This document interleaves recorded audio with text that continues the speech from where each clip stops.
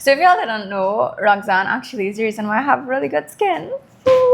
Huh? Which was a lot. It was a lot, yeah. It depends on what your skin needs, and it depends on your problems, what we need to achieve, and how we're going to go about it. Big topic. Yeah, because I think a lot of people, there's a Permanent hair reduction. Hi guys, welcome back to another episode of Anna Unscripted. Today we're with Dr. Roxanne Ramlal. And I think you should tell them about yourself.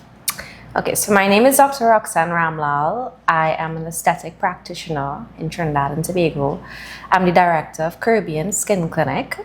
Caribbean Skin Clinic was founded about 7 years ago. We founded Caribbean Skin Clinic to cater to the needs of our Caribbean people and our unique skin types. So if y'all didn't know, Roxanne actually is the reason why I have really good skin. So I started my journey last year, October. Yeah. And my skin was horrible when I came here, believe it or not. And I think you should tell them why. So when Anna came to us, she was doing quite a lot. And some of what she was doing was good. Yeah. But then some of what she was doing was really bad for her skin type. So I think what was happening was you were kind of following some trends that she was seeing online. Yeah, so I was basically like jumping on every single possible bandwagon of skincare. Yeah, so the problem with that is sometimes when you use a skincare hack or like a skincare ritual of TikTok, Instagram, what that person has done that works for them may not work for you. And that was exactly the case with her. So she had a really damaged, a damaged skin barrier. And she was using products that was just not made for her skin type, pretty much. So what we sort of did was we did an analysis of the skin during a consultation. We took a look at it and we sort of used that consultation to pinpoint what things we needed to Cut out. And Which then was, I think, a lot. Which was a lot. It was a lot, yeah. So we sort of moved away from trendy TikTok skin hacks, and we developed a skincare routine that was specifically for her and her skin type, and that made all the difference with her skin. And I think before, like, my skincare routine had like 6 steps, and now it's just like 4 steps. Yeah. And like my skin has been the best ever. Yeah, it looks really good. And I honestly didn't have to like break the bank for it. And then facials. I think we should touch on facials. Because I think people think that they have to constantly do facials. Or then there are the people that think that they don't have to because their skin is fine. Yeah. So facials are not like, so it depends on you. It depends on what your skin needs, and it depends on your problems, what we need to achieve, and how we're going to go about it. And this is why it's so important to actually come into office for us to have a chat first. We always start with a chat with all of our patients that have specific goals in mind. Online, you may see people, posting about facials should be done every 4 to 6 weeks or, every month, like on the dot. And that's not necessarily the case with every person. Some people actually respond better to doing facials less often and focusing more on home care. In her case, that's true, because what we were kind of dealing with you was more for a damaged skin barrier. Yeah. And with a damaged skin barrier, aggressive treatments or constant treatments all the time is not necessarily the right step. However, with that being said, another person with a damaged skin barrier that has acne, that has really bad pigmentation, their skincare routine and the frequency with which they come in for treatments may be different from you. So it's fully customized, basically. That's the long and short of it.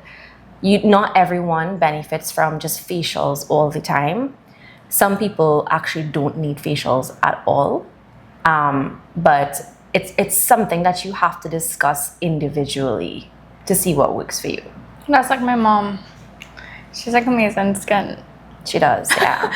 So, wait, you talk about people with acne, right? So I tend to see people say that they're using all these products and their acne is still not improving. Yeah.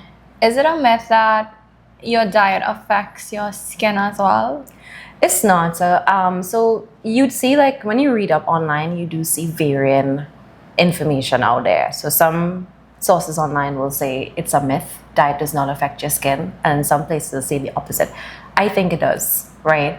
But it depends. So we might find a person that they're eating a lot of dairy, for example.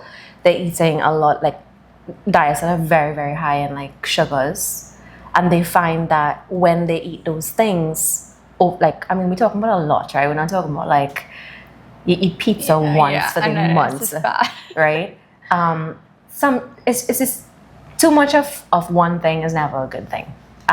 Sugar affects that inflammatory response in your body for a lot of people. And especially if you have underlying issues that have not been diagnosed, like hormonal problems, that's when the diet sort of comes into play.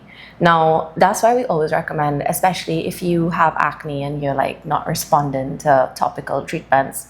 I mean, we have a role to play when it comes to like treating acne, but then general doctors, endocrine specialists, all of these, we have an armamentarium of people that can actually help to diagnose those other problems. So a lot of times it's a kind of like a yes and no answer. In some cases, with some people, diet plays a big role in your skin, and especially if you're not if you don't have a balanced diet. Because think about it.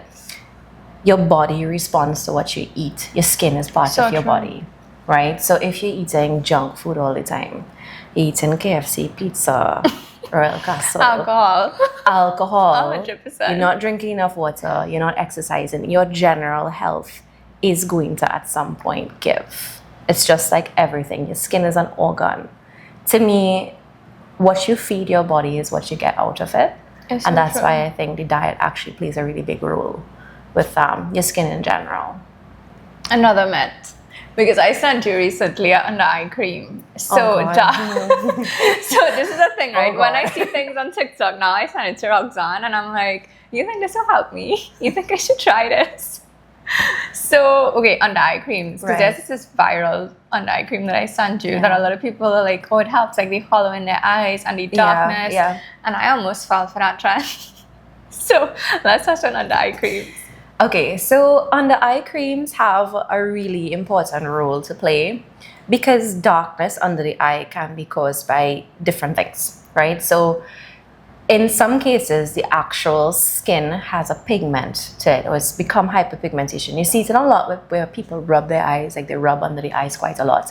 And it's the trauma of that thin, delicate skin is what causes actual hyperpigmentation. But in a lot of cases, the shadow, the darkness is caused by an actual hollowing. So under eye creams can help a lot of people. Like we have a lot of patients that have benefited from under eye creams. But if you have really sensitive skin and you have a thinner skin barrier like yourself, and you go and you blast your under eyes with creams that have a lot of, acids, retinols, sometimes too much could be too much. You may temporarily get some results, but then it can go the opposite direction, like really, really fast.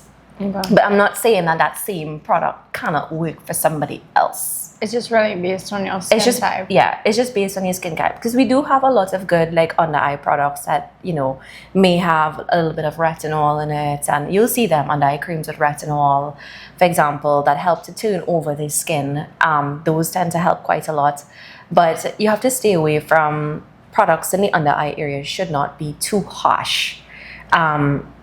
Unless you've started off, like let's just say you've started off with a regular eye cream and then you build yourself up to something with a little bit of retinol and then you build yourself up with a little bit of retinol, a little bit of acid. You can't just, in a sensitive area like right here, you can't just put something that's too strong because you can end up with a lot of problems. But with that being said, you would have seen it can work for some people. Yeah, because some persons saw results, but then some persons had some end up in the ER. So right. I was just like, okay, let me just message Roxanne before I like purchase this cream and try it. I mean, that's why it's so important to kind of, I think for people to educate themselves in terms of ingredients and learn. I mean, you don't always have to come to a skincare clinic. It's not accessible for some people, or they just simply don't have the time. But I think if it's one thing that we need to start educating ourselves about is ingredients and how they interact with each other. And what you should be exposing yourself to. So if it's the first time you're using any active product on your skin or active product under your eyes, it's probably not a good idea to use something that has a mix of like 7 different acids on your skin. You want to start off really, really mild, then you test your skin out using it like once a week, and then you test yourself out, you gradually increase using that product 2 times a week. And then as you go on, you get a gauge as to how that works for you and what you can tolerate before you kind of, jump into the deep end. Because the problem that we have, I think, as it's not a problem really, but we have skin that's generally in the Caribbean, the majority of people have skin that's really, really easily prone to hyperpigmentation and scarring. So true. And that's why our skin types are a little bit more on the sensitive side when it comes to getting marked easily. And that's why I always recommend, it's always better you test yourself out with something small, make sure you tolerate it, and then you amp it up as opposed to just going full blast. What's going to work for other skin types or people who live in countries where we don't have this level of sun exposure and whatnot, it may work for some of us, but it may not work for others, Okay, you talk about the climate and you talk about the sun. Right. So let's talk about sunscreen. Big topic. Yeah, because I think a lot of people, there's a well, I also was guilty of this, right? Mm-hmm. I didn't know until like of recent, maybe like 2 years ago, that even when I'm home and my curtains are pulled still and I'm in front of the laptop, I don't need sunscreen. Yeah. No, you definitely need sunscreen. So now it's a bit of a, we would have grown up. I think the younger generations now have it down with sunscreen though. For sure. Like they definitely. Thanks to TikTok. Yeah. So one good thing came from TikTok, right? TikTok. But I think that we would have probably grown up in a generation where sunscreen is something you really only use when you go to the beach or you're outside in hot sun, sports day, beach, sometimes pool, vacation. We were wearing sunblock. Shame. But sunscreen is necessary. It's really a matter of like where you live and the UV exposure. We have a really high UV index. So when you stand in front of windows, you're washing dishes, you're doing little things, you're just like sort of just in your homes. Most of our homes have windows that allow light to come in. Majority of homes don't have tinted windows and all of that. And you might just be running errands, like you're going from inside to your car or from the car to the grocery. We may think about it like it's just a little 5 minutes or it's just a little 10 minutes, but the accumulative effect of that on the skin is what really, sort of contributes to sun damage. Because going to the beach and stuff, yes. So if you're a person who you're baking in the beach, you're baking in the sun every day, obviously sunscreen is a must, or it should be, right? But I think what we take for granted is the fact that in Trinidad, well, in the Caribbean generally, stepping outside is already a high level of sun exposure. Mm-hmm. Like I have patients that would have started off thinking like, they don't, like when it's overcast, for example, like these days. Yeah, you don't need that because you're not really feeling the sun. Honestly, you're gonna kill me, but sometimes I'm so guilty of like forgetting to put on sunscreen. Yeah, no, but you do I'm like, oh, it's raining, okay. But you do see a difference in your skin when you don't. Yeah. Like, so that's the thing, right? So I always say that a skincare routine or a skincare journey does not make sense without sunscreen. Because a lot of people, for example, like when you go through your skincare journey or you have certain goals for your skin, it's never one thing. You want marks to go away, you want to improve skin texture, skin tone. None of that works without sunscreen. Well, at least here in Trinidad, in the Caribbean. It's still critical in other parts of the world, in Europe and colder climates and whatnot, but it's extremely important in the Caribbean because that just is sort of like a barrier for UVA and UVB rays that come from the sun.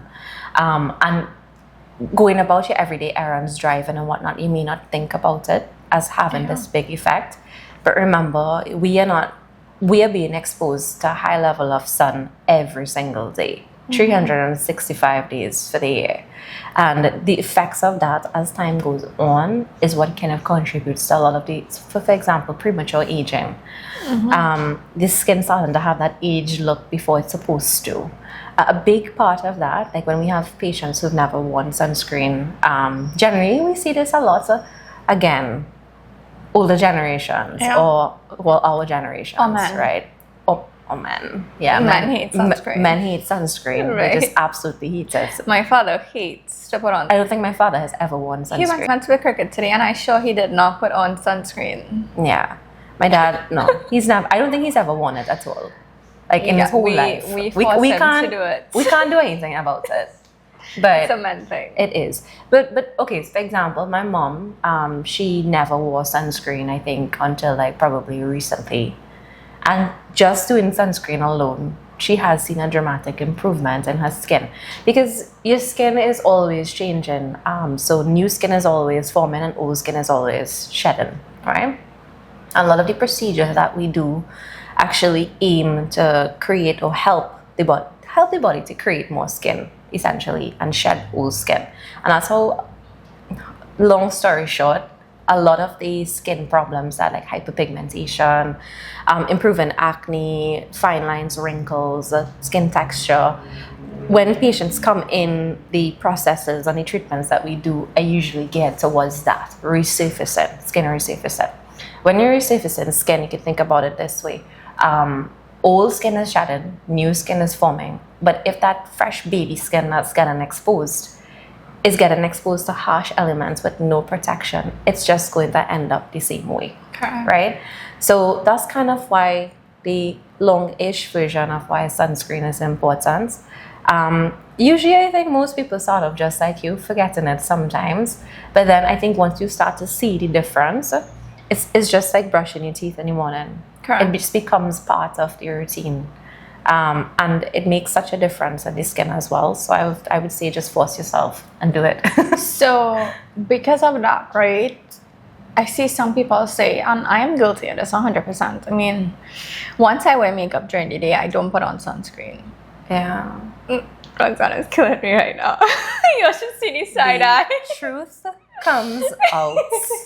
Because sometimes I'm just like, I have on makeup. I do it because I don't like the feeling of like my sunscreen with makeup. It just feels weird, and it's maybe in my mind. I think that's so.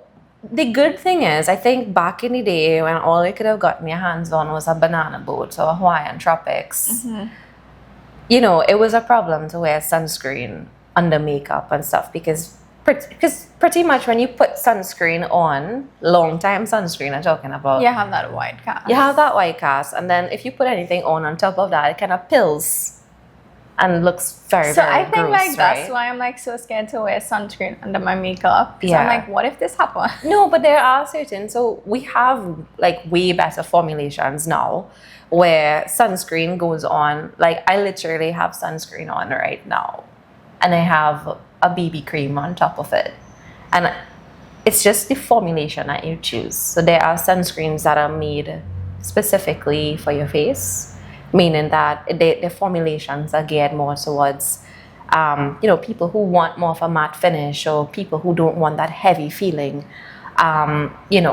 so it's just about choosing the right one that works for you. We have tons of sunscreen now, thankfully. I don't know if you want to give examples, because I know you carry some. My favorite sunscreen would be like the Elta MD UV Clear. Since I tried it like a few years ago, I never ventured out to any other brand. Yeah, it's because to me, when it goes on, it basically melts into your skin. Now, if you have an oilier type of skin, so just for the girlies out there, right? If you want to wear makeup on top of your sunscreen, this is basically how you layer. Okay. It depends. So some people might need to or want to use like serums during the day. If I'm wearing makeup, I don't.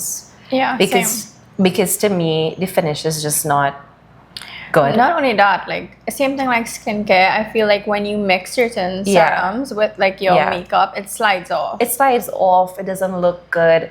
It might just be too much layers on the skin. So if you're gonna plan to wear makeup, keep it simple. You wash. Tone if you usually do. I don't tone during the day, being honest. I tone once for the day in the nighttime. So wash, tone if you do. If you don't, no big deal. A little bit of moisturizer if you need it. And sunscreen. Then you go in with primer on top of that. If you want that kind of lasting type of makeup. primer, then you go in with your other steps, foundation or whatever you usually do, right? It all depends, again, how you want your makeup to look, how you want your makeup to last. You, for example, where you're like out and you're in events and stuff like all day, you would obviously want makeup to last a bit longer. Okay. So, you know, using a primer before your foundation probably is going to make it last longer. Me, I don't really wear like makeup for the whole day. Usually if I have to wear makeup, it's going to be like for like 2 hours. No, I max. actually hate makeup, to be honest. So when I wear it and I'm finished with it, I just take it off. Yeah. So same. I literally just put sunscreen and my makeup goes on right after that, which the makeup artists out there are probably like cringing. Yeah, for sure. I actually don't use primer. Like they'll be like, oh, gross.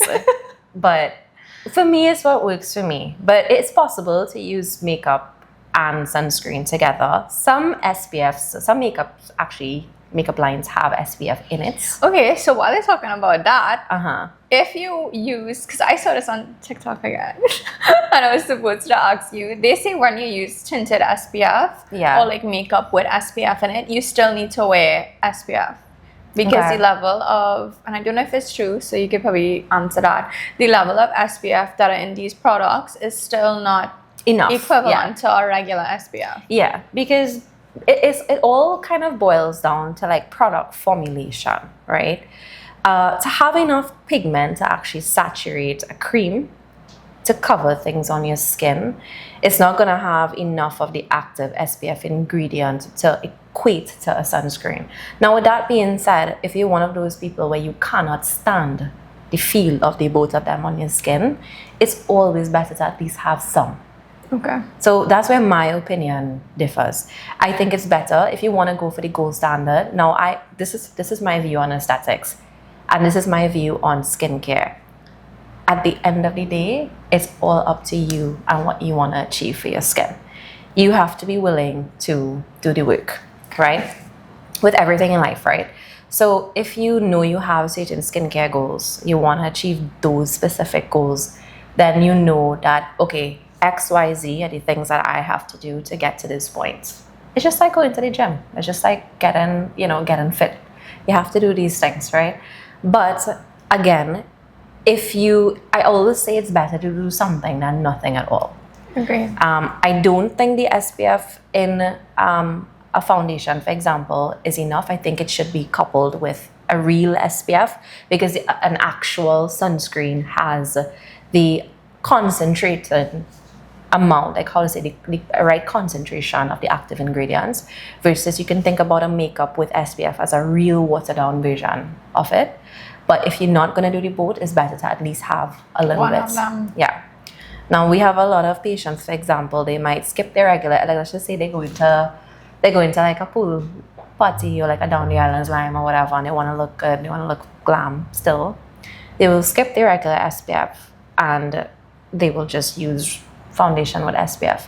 I definitely think that just makes no sense. Yeah. Because you're going to be blasting in the sun. Yeah. So again, it's a personal decision, but what we usually advise is a real sunscreen, and then those products just add to your protection with the sun. Yeah. I think I took for granted how horrible our sun is until like the other day when I went to fishing and I messaged Roxanne and I'm like, look at my hand, because I just took for granted 3 hours in the sun wasn't like gonna do anything to me, and I am still peeling. I don't think I got, and I was just like, can you imagine if I was like, can you imagine if I didn't wear hats? Yeah. And that day I did makeup, but I didn't put on my SPF because I was like, layers, it's fine. Breaking hearts here. Yeah, breaking hearts. I was like, imagine if I didn't have a hat, I don't know what was gonna happen to my skin. Yeah. No, it's true. So, like, I mean, sometimes you do only when you put yourself in situations like I learned after that. You do realize what a big impact it makes. So it's important, I think, because I've seen a really big difference in my skin. I'm being real honest. Like, even up to the point where I started aesthetics, like 7-8 years ago, probably wasn't really wearing sunscreen the way I should. You see? No, No, because it's something that really does take a while to get accustomed to, the feeling of it. And especially when it's humid and it's hot, I think that's a deterrent for a lot of people, because when you have product on your face and you're feeling hot, you kind of feel like you sweat more, or like you feel clammy, and it's just something that it's initially difficult to get accustomed to. But for some people, even with the really, really nice, comfortable sunscreens, but I promise, if you give it like time, if you consistently, let's just say you tell yourself, I'm going to consistently use this thing for like 1 month, at the end of the month, you realize it's not that bad and it's easy to just commit to, you know? And let's talk about laser while we're on that. Yeah. If you all did not know, Roxanne actually recently started offering laser services. Yes, we do. And I have been through a journey with laser. I think I've been doing hair laser removal since I was 16. Yeah, I remember you I've told me. had horrible experiences with laser, but then good experiences with laser. Mm-hmm. And I think from starting laser since I was 16, because I am extremely hairy on my face, everywhere else as well, but my face is where I constantly have that hair growth. Yeah. What we believed and what we understood from when my parents got me to laser at the age of 16 is that the hair will eventually just stop. Right, yeah. And you mean that's from what- the laser itself? Right, and like that's what we had believed for years, until of course Google is free, the internet is free. You start to learn that laser actually does not prevent hair growth. Yeah, so it reduces hair growth. And this is a big misconception about laser hair removal. So it's called laser hair removal. It really should be called laser hair reduction. So it reduces it, but it does not stop it. Now, in a lot of cases, it does for certain people actually stop like majority of the growth. Like my sister. Right. But it Some all people depends just on what lucky. you have. It all depends. It depends on a lot of stuff. So it depends on the type of hair you have as one. If you naturally produce really thick hair, like you and your luscious I know. Rapunzel locks, right? You will have the tendency for hair to come back faster. Another factor, especially for women, that affect hair growth would be hormonal imbalances. So, for example, certain types of medication that you may take, or along the way, I should say, hormones can change. Certain hormonal fluctuations can cause women, especially, to get hair growth a little bit more at certain phases in their life and a little bit less at certain phases in their life as well, right? Generally speaking, all of our patients who have actual diagnosed hormonal imbalances as women, they do end up having to do more laser sessions. Okay. Now, with that being said, you still should see a reduction, right? The hair continues to grow, but the type of hair that usually continues to grow after laser is usually thinner and more manageable. Yeah, so I noticed the hair on my hand actually is very faint now, and like on Right. my legs and stuff, it's like very sparse. Right, so that's the thing, it's permanent hair reduction. So how laser really works, right? It's an energy beam that goes down into the skin. So you could think about it like your skin is made out of layers, right? And then your hair follicle is deeper down. So deeper than what you can see into the layers of the skin. When you actually press and you see them like moving this thing on your skin, it's targeting the pigment in your hair follicle itself, right? And the laser recognizes that pigment in the hair follicle, and how it works is it basically zaps the base of the hair follicle, causing permanent damage to the follicle itself, not your skin, right? And that's more or less what causes hair to not grow back. Now, in some cases, new hair follicles can form, right? And also, if let's just say the hair follicle looks, you generally speaking, like your hair on your hands or your legs, actually when you look at it, it's like a varied thickness. So some of them are really thin, some of them are thicker. Darker hair follicles are usually targeted better by laser. So that's why we always say the perfect candidates for laser are people who have a contrast between the skin and the hair, right? Okay, so like versus gray hair. Laser can't work on gray hair. at all because it recognizes pigment. Now, the fact that it recognizes pigment as well is what kind of makes it a little bit tricky, like to treat ethnic skin, basically. So, if your hair is brown or your hair is dark but your skin is darker, we have to be a bit careful with settings and stuff on the laser. Okay. Because it actually recognizes like melanin or pigment. If you were to blast hair at a high setting, it can also target the skin if you're not careful. So generally, all ethnic skin types, we have to be really, really careful with laser. The best candidates, as I said, would be people who have like a contrast between their skin and their hair. Those patients get the best results. Not everybody tends to get results with laser, right? Okay. Everyone does, but there are a few cases where you do have to accept some growth. And I think what a lot of people don't know is after you do, like usually a laser course of laser, like you see people have them as packages. 6 sessions would be the recommended amount to actually get permanent hair reduction, not permanent hair removal.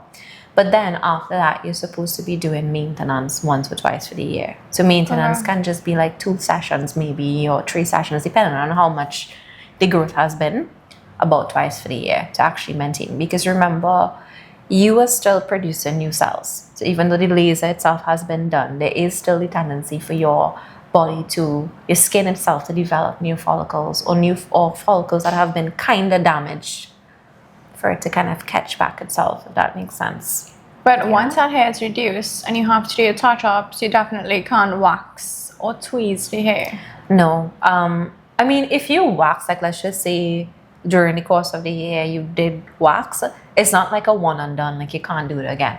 You just have to wait until the hair grows a little. Pretty much when we have patients that are switching from waxing to laser, usually what we would advise them, if let's just say you wax like 2 weeks ago, usually people start to see some growth like 2-3 weeks after your waxing appointment. We usually tell them to wait until they see like the hair actually starting to grow up from the skin, and then we shave the area. Okay. Because that way we know that the hair follicle is there to actually target. Because it's going to be a waste of money, if there's no hair follicle there and you go and you do laser, nothing's going to happen and nothing's wrong. Like, you're not going to get damaged or anything like that. It's just probably not going to work as good, or you might feel, you might feel as though you wasted your money on a session because there was no hair follicle there to target. In your first place. Yeah. So a lot of times, the type of laser as well, I think, is what also, determines results. I do find now, this is just my personal opinion. Like we would have chosen after a long time of research. There are a lot of lasers on the market. I'm sure you see. Yeah. Different places have different types of laser, different types of hair. So you see the one where they put the gel on and then they move it really fast. I have used every possible laser machine, I think. Yeah. So that one is what you call fast laser hair removal, and then like the machine like what we have is a slower system, meaning that you individually send pulses into the skin.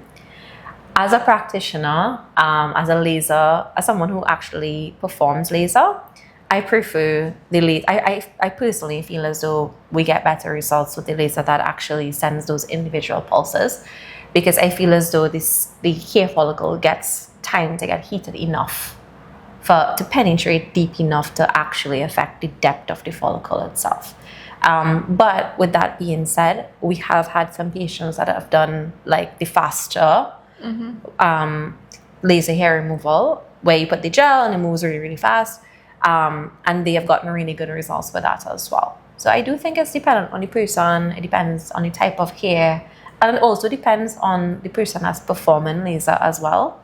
I always say, this is not like come to us or anything like that, but I always say make sure that whoever you're going by to do your laser actually knows and understands settings on a machine and understands how to adjust that machine according to you and personalize it with your hair and your skin type properly. Once you go by someone that has that knowledge of their machine and laser technology and skin, you're probably going to get better results.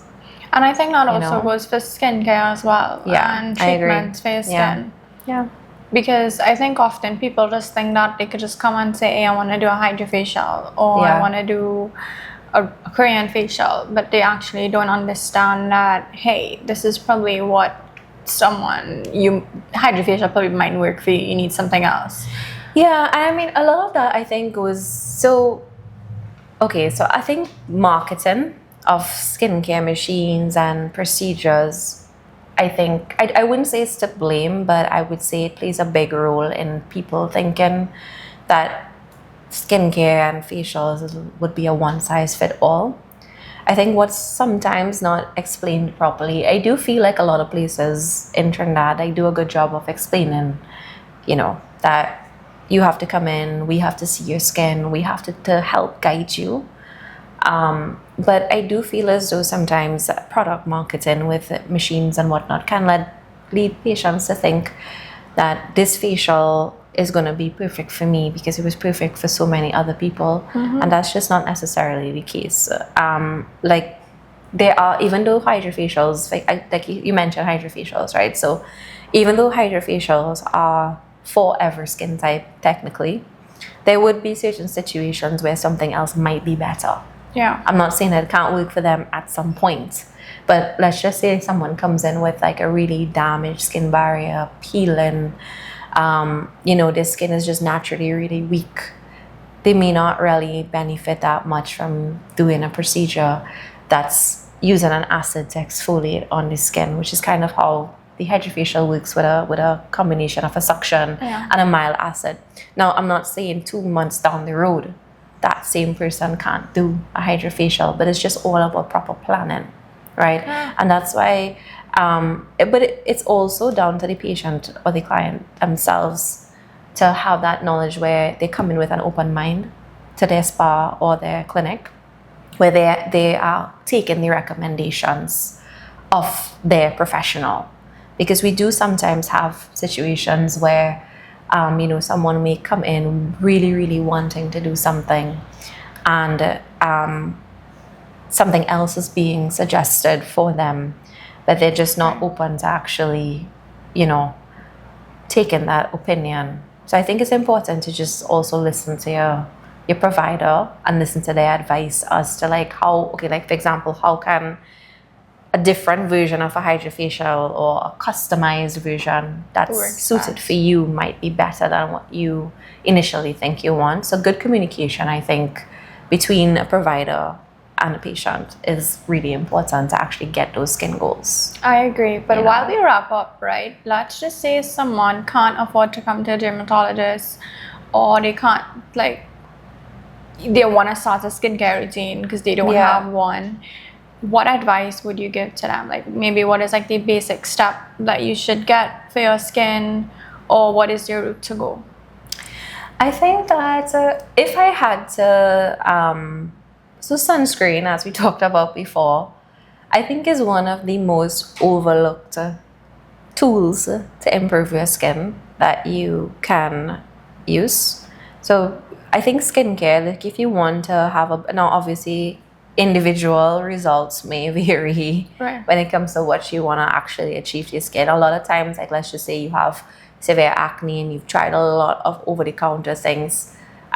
We have patients who've bought every single acne product in Pennywise, for example. Sometimes you do need to sit with yourself and think about it, as you may view skincare as extremely expensive, but the amount of money that you've spent with non-guided advice may actually end up being more. So sometimes that's one thing to consider. The second thing is, I think you can never go wrong with a gentle, good cleanser. I think you can never go wrong with a nice sunscreen that agrees with you. But my biggest advice is all advice that you take off the internet, TikTok, Instagram, even pages like ours, you have to also understand that it's not the same for everybody. As in, don't follow people's skincare routine. You have to think about your own skin as an individual And skincare is an individual process. So even if you want to trial and error skincare on your own, it's important to keep that in mind. The best way to start, I'm using acne as an example, right? If you want to clear up pimples on your face, you've never done anything before, you want to invest in something, don't go and buy the 10 skincare routines that a TikTok influencer guilty is recommending. Buy one. So get one little salicylic acid cream, just as an example. Try it, give it time, and then you decide what direction you want to go. If you're going to be doing things on your own, I think it's never a good idea to just buy a set of things that you see online and follow that advice based on somebody else's skin, right? So I think understanding that you're an individual in every single way, in every single realm you're individualized, you have to understand that your skin follows that as well. And I think that's why I'm so particular now, like actually having that knowledge with sharing, because I've eased back on like sharing skincare products and things like that, because I don't want people to feel and follow like what I'm doing for their skin and expect the same results. Yeah. Because very often people would message and be like, oh my gosh, your skin is great, like what products are you using? Yeah. And I'm like, these are the products that I use and these are the things that I do, but keep in mind like my skin type might be different to yours and we have different problems. Yeah, it's true. So like just bear that in mind. No, it's true, because I mean the same products you use are not the same products I use. It might not be the same product your mom uses, you know. So I think it's just to keep it in mind and go slow. Don't just go heavy and just start using everything. Go slow and take skincare a step at a time, and eventually you learn your skin as well, and you learn what works for you and you learn what does not work for you, you know. I agree. But before we wrap, I love doing this with all my guests. Okay. So if you have to give advice to anybody, whether it be skincare type, like somebody who's struggling with really bad acne, or maybe somebody who wants to start in this field and they have no clue where to start, what would be your advice? You could pick anyone. Okay, so I think I would give advice to people who want to start in this field. So if you're interested in starting in aesthetic medicine, it's an amazing opportunity to help people to feel good about themselves. But I think my biggest advice would be never forget that. Never forget when you come in to feel like this, that your core purpose is to help people feel better about themselves. And that really guides you as a practitioner to treat each patient and each person with that in mind, as in your job is to help people to feel great, is to look great, but it's also to feel great. I think when you keep that in mind, your career path becomes very guided. Agreed. You know, very guided and very purpose-driven. This is not a field to go into just on a whim and fancy. These procedures that we do and the advice that we give really, really help transform the lives of people. And I think once you just keep that in mind, that you're here to help, you have an amazing career ahead of you. Yeah. That's nice. So Roxanne, thank you so much for being on this episode with us. And if y'all are interested in her services, maybe you could just let them know how they could book you. Yeah, so you can follow us on Instagram. We're Caribbean Skin Clinic TT. And you can send us a DM and we're happy to help. So thank you so much, Roxanne. And I hope this episode was helpful. Until next time. Bye, guys. Bye.